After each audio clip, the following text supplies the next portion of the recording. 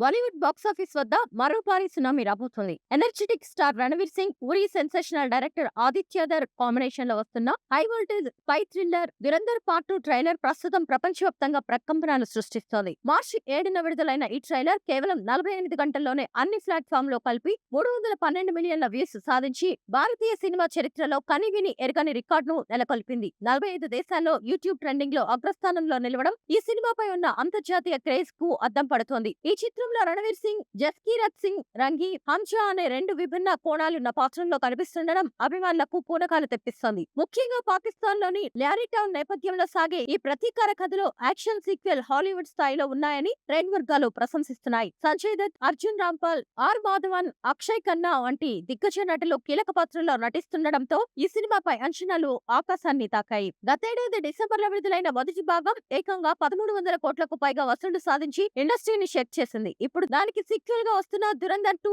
అంతకు మించిన రికార్డులను తిరగరాస్తుందని విశ్లేషకులు భావిస్తున్నారు. ఈ భారీ బడ్జెట్ యాక్షన్ ఎంటర్టైన్మెంట్ ఉగాది, గుడి పక్వ కానుకగా మార్చి 19న తెలుగుతో పాటు హిందీ, తమిళం, కన్నడ, మలయాళ భాషల్లో ప్రపంచవ్యాప్తంగా విడుదల కానుంది.